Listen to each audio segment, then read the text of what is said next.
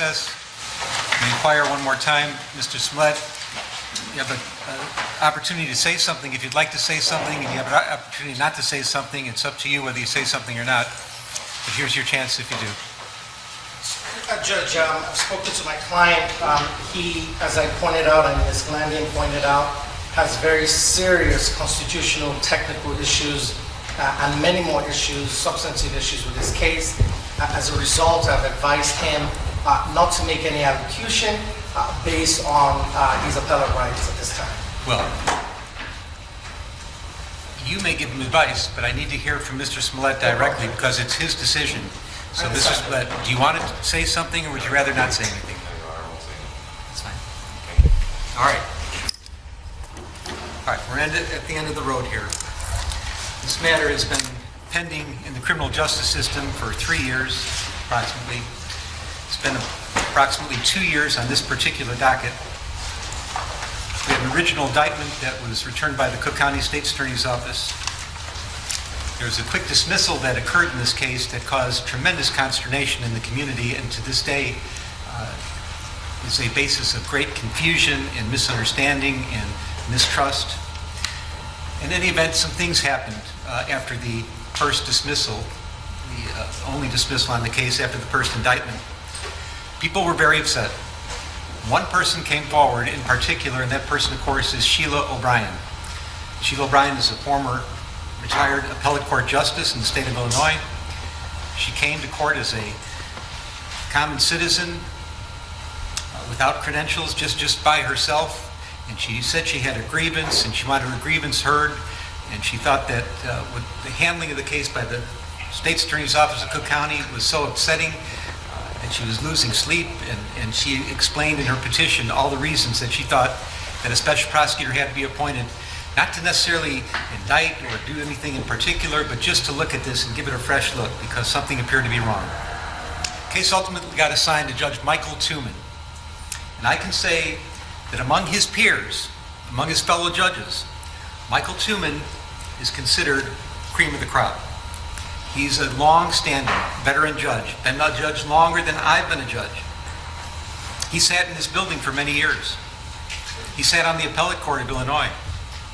He's the current head of the juvenile justice system. He has been a long-standing judge who has a reputation for knowledge, integrity, honesty, and always knowing what the right thing to do is.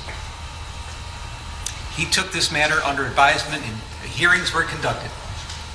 And after all these hearings were conducted and he listened to both sides, he heard from the State's Attorney of Cook County, he heard from Ms. O'Brien, he recognized that there was confusion in the public, there was concern that confidence in the criminal justice system locally here was at risk and may have been damaged, and that the case required a second look. And Michael Tuman, in his wisdom, sought out the proper, what he thought to be the right person to address this. And he identified Dan Webb and the Winston Strong law firm as the people that might be able to take on the task. Dan Webb and Winston Strong agreed to take on the task, and as I already indicated, they did this pro bono, which means they did it for free.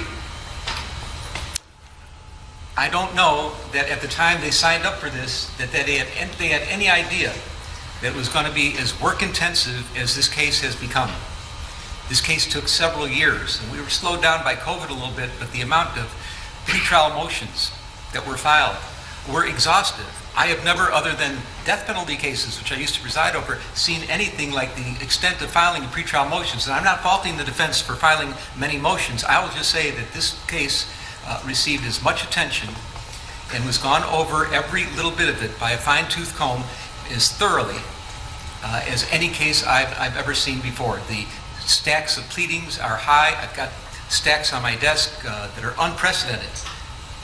And we had to wade through all of them, and it took a long time to do that. And there was a tremendous amount of attorney manpower and billable hours that were lost by the Winston Strong firm. And they did it selflessly. They did it because they thought they needed to do the right thing.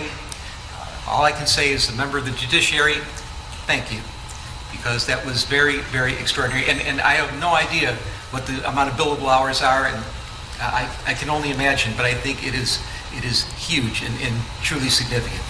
In the end event, what happened here is that after Mr. Webb and his team reviewed the case. They had several assignments, one of which was to look into the conduct of the State Attorney's Office, and they returned a report to Judge Tooman about that, their findings about that, another about the Chicago Police Department and their handling the case. They did that. But what's relevant here, of course, is that they went to another grand jury and they returned a second indictment. And the second indictment, ultimately by random, got assigned to this particular court. And we came here. We've been here for a couple of years now. Well, the pretrial motions have been resolved. A trial by jury was held. The defendant was found guilty of 5 to 6 counts of felony disorderly conduct, class 4 offenses. Our post-trial motions have now been resolved. The pre-sentence investigation has been completed, and we're at the final step of proceedings on the trial court level of the criminal case, and that's sentencing. Let me talk first about the sentencing range, because I think there may be some misunderstanding, at least how the court assesses the sentencing range. This is a class 4 felony. This is the lowest class felony in the state of Illinois. I will note that legislatures throughout the country, in Illinois in particular, have constantly cut into judicial discretion and forced us to have mandatory sentencings under different circumstances. We have to do this and we have to do that, and try to have some kind of cookie cutter justice. But that does not exist in this case for me. I am left unfettered. Under Illinois law, the range of sentence in this case is as follows. Mr. Smollett is looking at a probationary term of up to 30 months. He can receive time in the county jail as a condition probation of up to 180 days. He can be ordered to perform community service, ordered to participate in behavioral classes, ordered to pay restitution, ordered to pay a fine. He's also subject to a penitentiary sentence of what I find to be 1 to 3 years. Now there's talk about, well, what about 5 counts? Shouldn't he be at least eligible for a 15-year sentence? There are ways to analyze Illinois law and say that in a case where there are 5 counts, that consecutive sentences might be required or might be at least considered. I don't believe that I could ever make the findings that are necessary in Illinois law, and I'm not going to have a long dissertation about it, but I don't think those findings would apply. I don't think Illinois law, for the facts I have before me, would allow for consecutive sentences. So as far as I'm concerned, the penitentiary sentence, should there be one, would be 1 to 3 years. I'm mindful that there's acute public interest in this case. We have television cameras. They want to be here, and they are here. People are watching. People seem to care passionately for varieties of reasons about this case, and the reasons are many. And let me be clear that the sentence that I put down today and render down to Mr. Smollett is not in any way, shape, or form to assuage any public sentiment in any form at all. I'm listening to things that were brought to me in court today, people that have participated in the aggravation and mitigation portions of the presentation today, but this is not for the public. The sentence that's going to be rendered today is going to be strictly for Mr. Smollett. It's going to be fashioned for him. And when a judge sentences somebody, and I've been doing this for quite a while now, you have to look at both the crime that was committed and the person that committed it. How did the person get here? Who is this person? What is the crime? You put them together, you look at the sentencing range, and you try to find something that is just and fits and makes sense and that is right. And that's what we're going to do. Let me tell you, Mr. Smollett, I know that there is nothing that I will do here today that can come close to the damage you've already done to your own life. You've turned your life upside down by your misconduct and shenanigans. You've destroyed your life as you knew it. And there's nothing that any sentencing judge could do to you that can compare to the damage you've already caused to yourself. So who is Jussie Smollett? Who are you? And how, out of all people in the world, did you get to be here, sitting in the courtroom in Chicago at a sentencing hearing, convicted of faking, hoaxing, racial and homophobic hate crimes? How in the world did this happen? Well, there are ironies in this case, and the ironies are many and they are profound. And I'm talking about the testimony I heard under oath from Mr. Smollett, corroborated in large part by the pre-sentence investigation. Mr. Smollett chose to take the witness stand, which of course is his right. He took an oath and he got on the witness stand, and the first thing he did was to introduce himself to the jury. He wanted the jury to know who he was, where he came from, what he was about. And I heard it on the witness stand, I heard it corroborated today by the witnesses that came and testified on his behalf. There's no question, Mr. Smollett was born into a mixed-race family. His mom is an African-American woman. His dad was a white Jewish man. There were 6 siblings. And if you can say anything about this family, and we're talking about a very, very tight-knit family, a village that was always in sync with each other, that cared about each other, was completely, wholly supportive of each other, you know that this family knew about matters about social justice more than anything else. That's what the family stood for. It is part of the fabric of their existence. I know that Jussie Smollett grew up knowing to be sensitive to matters about racial discrimination, any kind of discrimination, any kind of social injustice. And as a matter of fact, I'm learning more about it as we're going on in the letters I've been receiving and the testimony I've heard today. He's been doing this all his life. He doesn't just talk the talk, he's walking the walk. He's out there, he's advocating. He's involved in the community. He cares deeply about social justice issues. And for you now to sit here, convicted of hoaxing hate crimes, racial hate crimes, and homophobic hate crimes, the hypocrisy is just astounding. I don't know where to begin. I'll remember one thing that will always stick in my mind, and I've been involved in so many trials over the years, but something happened in this trial that it was remarkable. And it talks about your sensitivity to issues of social justice. You're on the witness stand. You're being cross-examined. Your liberty is at stake. It is your criminal trial. Mr. Webb is winding through some things on cross-examination, and he's going through some social media communications, and whether it was Instagram or chat or text, a little quibbling about that, that doesn't matter. But Mr. Webb found a line that he wanted to confront you with. He said, "Didn't you say," and he used a word starting with the letter N, "meet me at this place at this time," and I'm paraphrasing. And rather than just answer the question, which is what a witness is supposed to do and expected to do in their criminal trial, you stopped the proceedings. You said, "Mr. Webb, out of respect for all the African American people in this courtroom, you should not be using that word." And I was amazed. But it showed, and I'm not talking about the parrying and the gamesmanship that may go on between a prosecutor and a witness on the stand. That's not why I'm telling this, recalling this event. But what I'm talking about is how sensitive you were to any kind of slight, that anybody, if the wrong words come out of somebody else's mouth, you're going to get up and speak up and complain about it.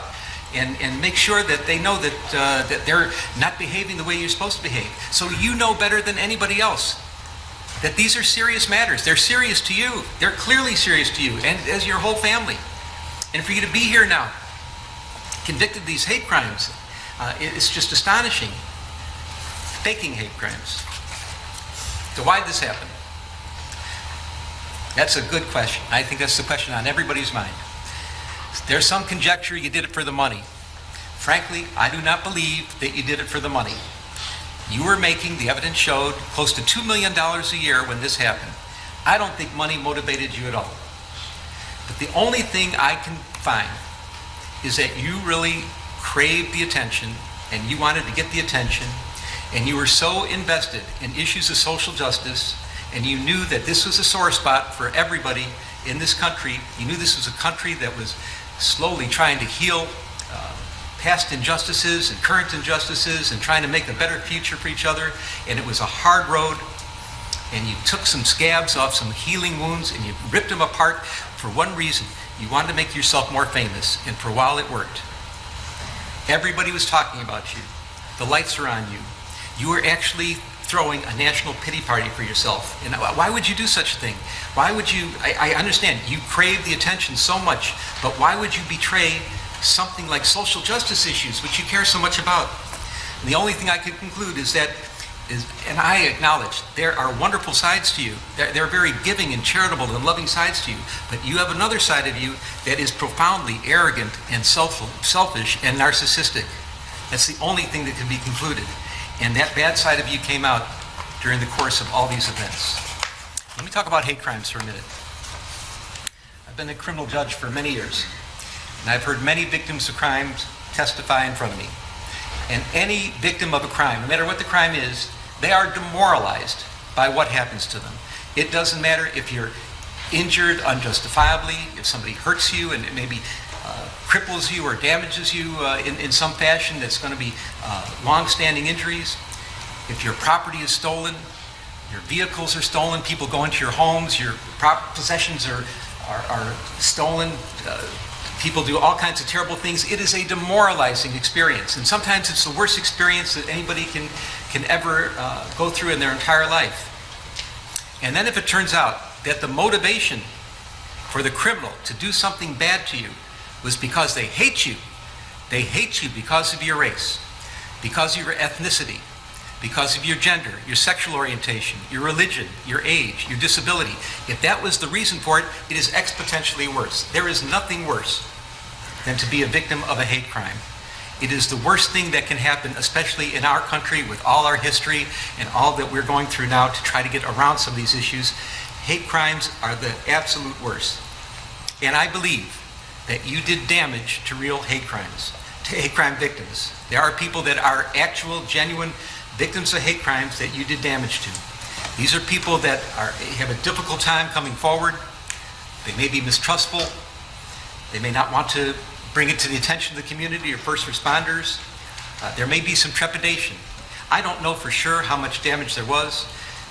I don't know how this is going to impact other people, if they're going to be hesitant to come forward because they're going to think that they're going to be accused of acting like you and doing a stunt like you pulled here. I don't know if first responders are going to be more doubtful and skeptical of people that come forward, real victims of hate crime, because of what you did here. I'm hoping it's not that way. Now I'll show one of the ironies in this case, and I find this pretty profound. I got letters from people that advocate about victims of hate crime their entire lives. They devote their lives to this. I'm talking in particular Derek Johnson, president of the NAACP, Reverend Jesse Jackson. He's an icon here in Chicago. No introductions necessary. They devote their whole lives to addressing issues about social injustice and hate crimes. And they are here today asking me to show you mercy. And I take that seriously. I find it profound. I take it seriously. And I know that they're in a better position than myself to educate the public about that topic, about the damage you've done to real victims of hate crime. And I am confident that because of all the attention that you've garnered here on this case, that they are going to seize the opportunity and they will educate the public, and they'll be talking about this, and they'll try to mitigate some of the damage that you've caused to real victims of hate crimes, and they're better positioned to do it than I am, and I will defer. But I will acknowledge that you have done some real damage.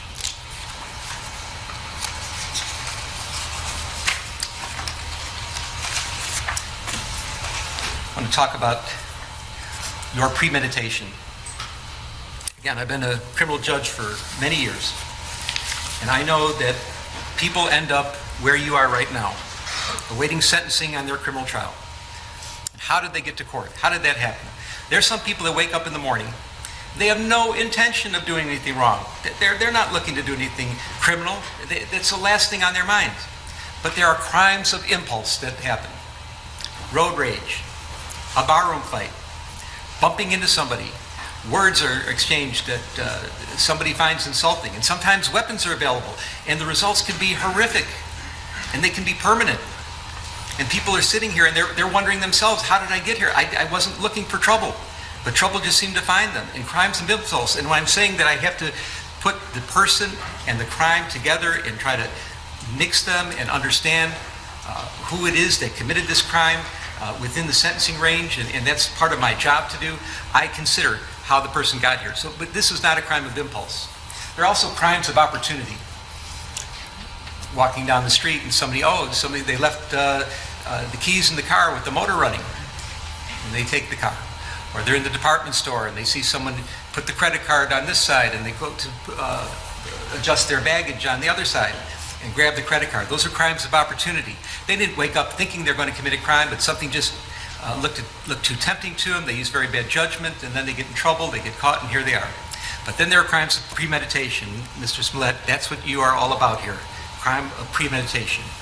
You did wake up in the morning thinking you were going to do something bad and something wrong.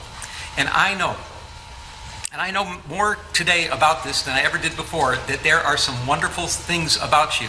And I know how people, they cherish you, and they cherish your relationships, and they cherish the good works that you've done. and they love you sincerely and deeply, and they're not faking, they're not lying when they talk to me about their feelings about you and the good things that you've done. But you had that dark side, and this is what happened here. You premeditated this case to an extreme that's amazing. You wrote a script. The script involved words. You're going to encounter me on the street, yell out empire, N-word, F-word. You're going to hit me. You're going to beat me up. You're going to put bleach on me. You're going to put a noose around my neck. That's a script that you wrote. Now, it's not a good script, especially for Streeterville in Chicago. It's questionable, but it's a script that you wrote. You picked out the actors.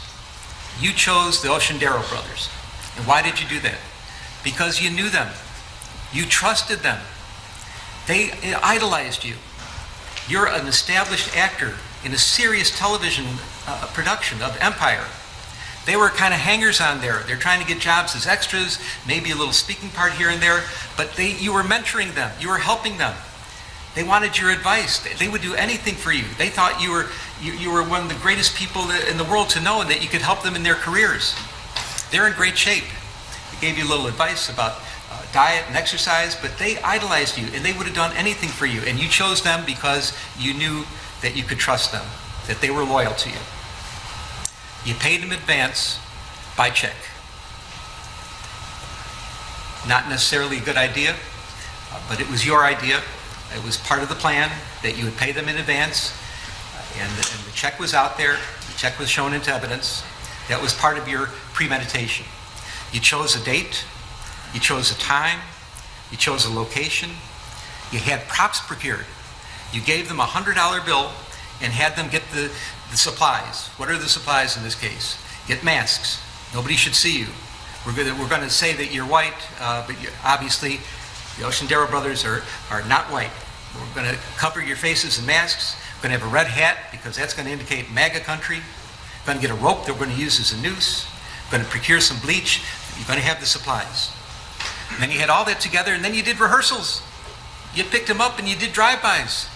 You drove around and around the block. You picked them up in Lakeview in their neighborhood, and some distance away you went to Streeterville where you were living, and you showed them. You're going here, you're going there, and you're going over the lines. You're going over the script with them so they would memorize the script. You're indicating which brother. You're the one that's going to hit me. You're the one that's going to put the noose around my neck and pour the bleach on me. This was planned. This was premeditated to the extreme. And I find that your extreme premeditation in this case is an aggravating factor today. Let's talk about the incident itself. It's all set up. The Darrow brothers are on board. Your plane is running late. Now you had a chance right then and there to think, okay, I'm really late. I'm 4 hours late. This can't go down. It's freezing in Chicago. We're on the verge of a polar vortex. You might have just thought about it and said, maybe it's not in the cards. Maybe the karma is wrong. I shouldn't be doing this. But no. You double down. You start communicating with the brothers through social media. Now, whether it was by texts or chats or Instagram, public or private, one way or another, you kept in touch with them. And there was some quibbling about the specifics about how you kept in touch with them, but they knew what time you were coming in, and now the time is pushed back to 2 o'clock in the morning in the freezing cold weather. It's double digits below zero at 2 o'clock in the morning. You have to have a reason to be out on the street. And the reason you chose is you come up with the story that you needed to get some eggs at Walgreens at 2 o'clock in the morning. If not that, you're going to go to Subway and get a sandwich and a salad and get something to eat at 2 o'clock in the morning in the freezing cold. You did one more thing. You got the Darrow brothers. Now they're on board with you. You're using them as your patsies. You have your friend, you get your friend Brandon on the phone, and here's a man, professional man that's trying to help you in your career. You're not sure what town he's in, if he's in Australia or not, but you get him on the phone, and he's going to be your patsy also, because he's going to listen and be around on the phone to hear that you're being attacked by somebody. Now, he doesn't know what's going on, that it's really not an attack, but he's going to be able to corroborate your story. So you're getting that together. You got Brandon on the phone, you're out on the street, ostensibly to get some Subway, you get some Subway, and you're walking to where this is supposed to take place. Now, the Darrow brothers, they're getting ready too. And they're doing this because you wanted them to do it on the sneak. No cell phones involved. Make sure nobody sees you get there. And what they think is some kind of clever way of getting there, they have an Uber pick them up from their home in Lakeview. They take the Uber to Old Town. It's a different neighborhood. They get out of the Uber and they get into a cab. Now the cab is supposed to go to Streeterville, but not to the scene where this is supposed to happen, a few blocks away. So nobody actually sees them get out of the cab, and this works out the way you want it to work out. So they get there a little early, they're walking around, they're sitting on a bench for a minute, but at 2 o'clock, the time that you said this is supposed to happen, at the place you said it was supposed to happen, at the moment you said it was supposed to happen, they appear. So you're talking to Brandon on the phone, you have your subway in hand, and they follow the script. Hey, Empire, word with the letter N, word with the letter F. There's a scuffle. They pour bleach on you. Brandon's listening to this. They attempt to put a noose around your neck during the scuffling. You're getting a little abrasion and scrape on your face. A car goes by, and the brothers take off. They leave. They never did get the noose around your neck. So what do? You gather your belongings. You get the cell phone. You're talking to Brandon. Hey, did you get jumped? Yeah, I got jumped. I got mugged. Did you hear what happened? You're trying to make sure that he heard the words that were spoken. You grab your food, and you took the noose that they never did get around your neck, and you put it around your own neck. I repeat, you put the noose around your own neck.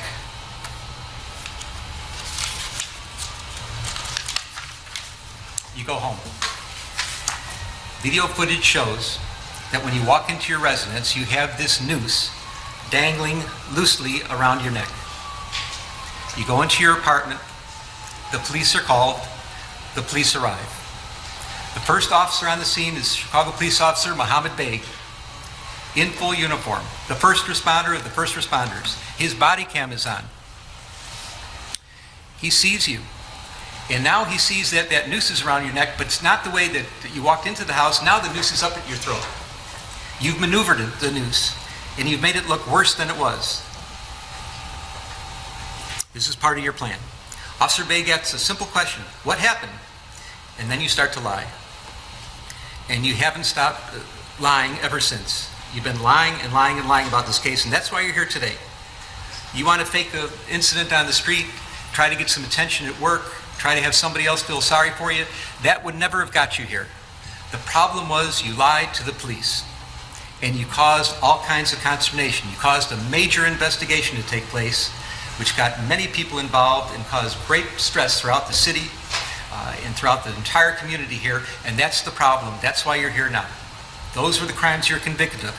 Not the shenanigans out there, but the lying about it, making it up, and that's why we're here now. You repeated your lies at the hospital. 6 counts were put together. The jury found you guilty of 5 of them. One was a little bit different than the others, and I understand that. Let me say, from my vantage point, and I was obviously here at every stage of this trial, I thought the jury's verdict was accurate, correct, wholly corroborated, but what could only be described as overwhelming evidence of guilt against you for lying. That's the crime you're here for, lying to the police. Well, Officer Beg took this very seriously. He said, that's a horrible thing that happened. And he started the process of a police investigation. Detectives got involved. You ended up at the hospital. All things were starting to happen, and this word got out. And you're not just any person. You have a little bit of celebrity about you. You were known in some circles as a very competent actor, a really good actor in a very serious television production called Empire, and people knew about this. And because you're a celebrity, and because you've been so active in all these social justice causes, and this is what is so unbelievable about this case, that you of all people are here convicted of hoaxing hate crimes. You who know better, who are out there in the world trying to be something for the good in social justice causes, that you ended up here right now like this. It's crazy, but you know people in high places, elected public officials. They reacted. You knew mainstream journalists. They reacted. You became the first page, your front page news. You're talked about in the halls of Congress. People are talking about making laws to prevent what happened to you to happen to anybody else. People on mainstream media are decrying what happened. What kind of country is this? How could they do this to Jussie? We know Jussie.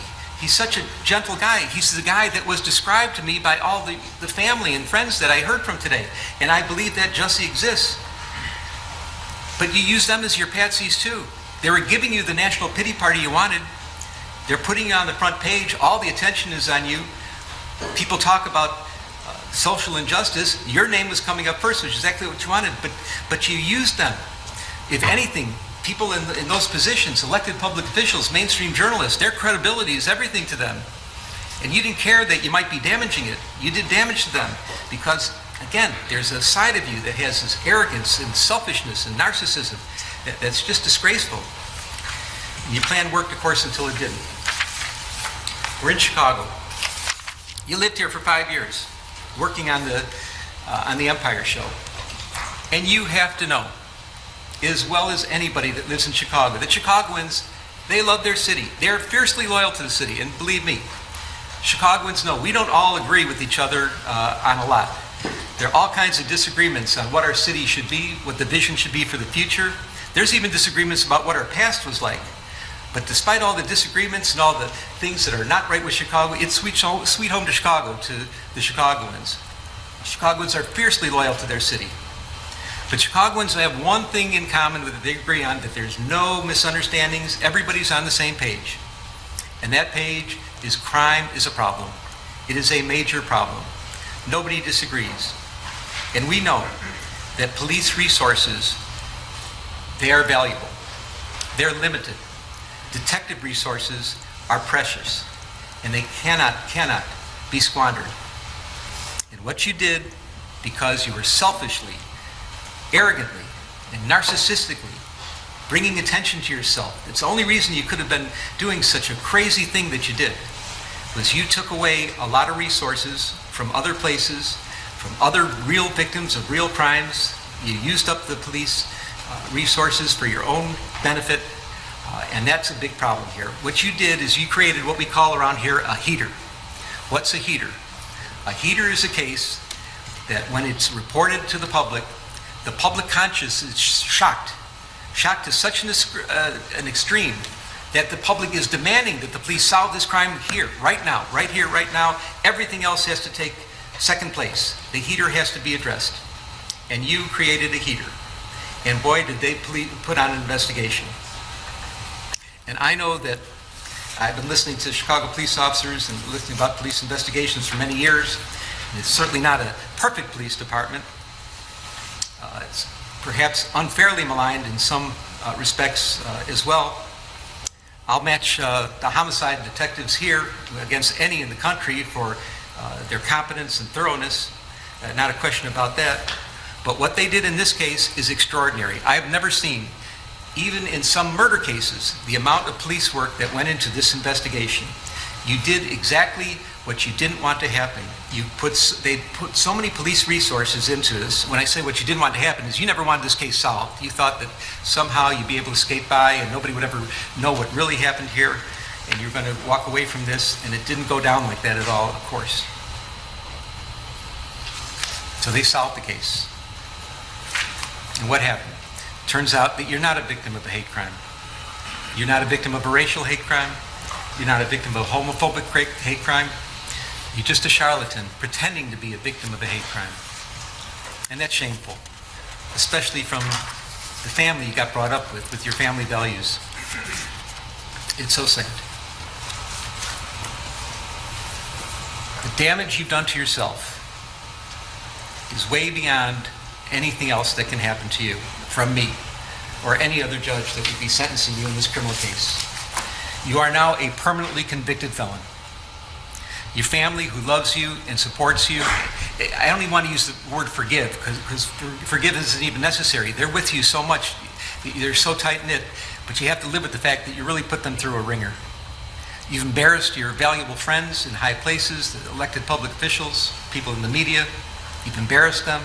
You have to live with that. I don't know if those relationships can be repaired. You've become toxic in your own workplace.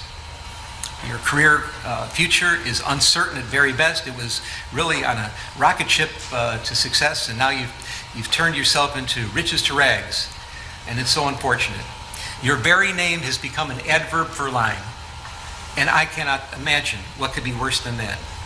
People talk about situations where somebody's lying and trying to manipulate and maneuver a story, and your name comes up as, oh, pulling a Jussie, something like that. That's awful.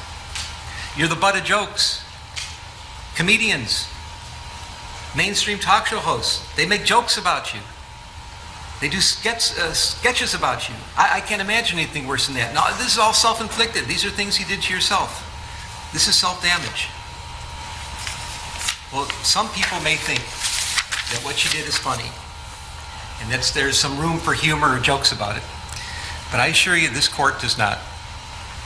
I don't think there is anything funny at all about hoaxing and faking racial hate crimes, hoaxing or faking homophobic hate crimes. I think that is disgraceful.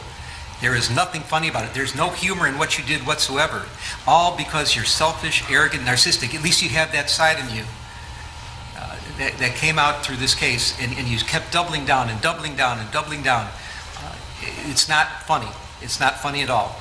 And I'm your sentencing judge, and I don't find it funny. So where are we at? We're at the end. You are convicted of a Class 4 felony. It's presumptively probationable, but we have some real serious aggravating factors here. Your premeditation, which I've described. The pain you've caused to real victims of hate crimes, which I've described. The damage you've done to the city of Chicago, I've heard. It's been talked about. I'm mindful of the city's request for restitution, and if I'm going to fashion that, consider that request, I have to fashion the sentence accordingly. And above all, the capper of all cappers, your performance on the witness stand. This could only be described as pure perjury. You got on the witness stand, you didn't have to, you did, you certainly have a right to, but you committed hour upon hour upon hour of pure perjury. And I find all those to be ample factors.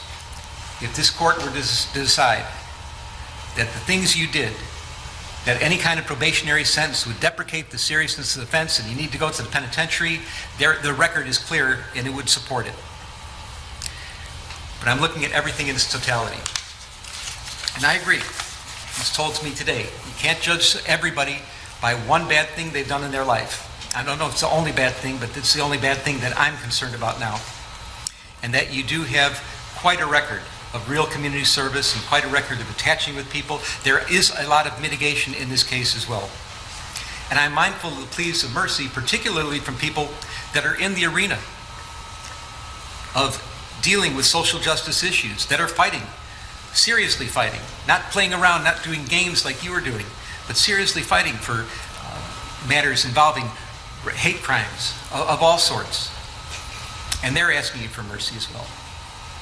So I'm trying to consider who you are as a person, how you got here, how somehow you strayed away from your family values, you let that dark, narcissistic, selfish, and arrogant side come out, and you persisted with it for years on this case.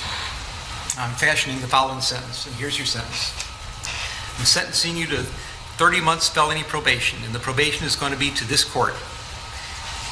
You're going to be allowed to travel wherever you want. You do not have to live in the state of Illinois. You can report by phone. I know that if you're going to try to make a living and do some of the things you do, you may have to go to other places, New York and Los Angeles. You can do those things. You will pay restitution to the city of Chicago in the amount of $120,106. You are fined $25,000, which is the maximum fine. And you will spend the first 150 days of your sentence in the Cook County Jail. And that will start today, right here, right now.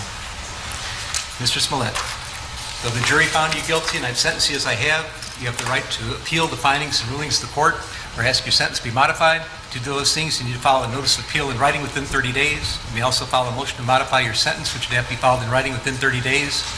Anything not stated in those filings are waived for purposes of appeal. You cannot afford lawyers or transcripts. They would be provided free of charge. Do you have any questions? No, I would just like to say to Your Honor that I am not suicidal. That's what I would like to say. Okay. I am not suicidal. Okay. I am not suicidal. I am innocent, and I am not suicidal. If I did this, then it means that I stuck my fist in the fears of Black Americans in this country for over 400 years and the fears of the LGBTQ community. Your Honor, I respect you and I respect the jury, but I did not do this. And I am not suicidal. And if anything happens to me when I go in there, I did not do it to myself. And you must all know that. I respect you, Your Honor. I respect your decision. Jail time, I am not suicidal. Okay. Mr. Uche, let me inquire, are there any post-sentencing motions you care to present right now? Yes, Judge. Yes, Ms. Widow. The defense would wish to present a motion to reconsider sentence All right. and file it in stanter. All right. It is timely filed. Thank you, Judge. And let me say, I've obviously considered the sentence at great length, and it's timely filed, so it's preserved for purposes of appeal. Motion to reconsider sentence is respectfully denied. And is there another, one second, Randy. Anything else? Just a second.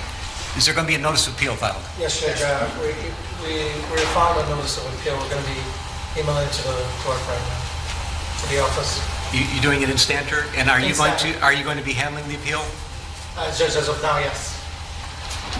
Well, you have to commit to Yes, handling the Judge. appeal Yes, for the appellate yes, we're court. filing the notice of appeal. All right. Notice of appeal may be filed. Charlotte, now I need the prosecutors to work with Charlotte, the probation officer, to work out probation specifications with the conditions I just explained. 150 days in the county jail, the restitution, the fines. Oh, and also statutory DNA and costs are ordered as well. That's statutory. So you have to fill out the probation specifications, and I'm going to get somebody to help you do that, but we need to get that done in stanter. Anything else today? Yes. Your Honor, if I may, in light of the notice of appeal, we would ask that you suspend the jail sentence in light of the Do what? filing of the notice of appeal. Did I do what? Suspend the jail sentence in light of the notice of filing of appeal. That will be respectfully denied. Your Honor. Yes, Mark. Mr. Lewis. If it can be stayed in light of our notice of appeal. No, I'm not staying. No. The wheels of justice turn slowly, and sometimes the hammer of justice has to fall, and it's falling right here, right now. I'm not staying this. This happens right here, right now. Charlotte? I know you sentenced him to, that Mr. Smollett can do. Yeah, I'll talk to you about it. I'll give you those details. Okay. Okay? All right. Any other matters to come before the court today? All right. Defendants remanded to the custody of sheriff. Court is adjourned. I am not suicidal. Stop locking up our plaques. I am not suicidal. And I am innocent. I could have said that I was guilty a long time ago. Stop locking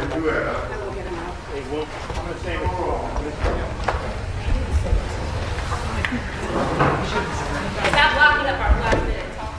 We know a lot of stuff. Stop locking up our black men.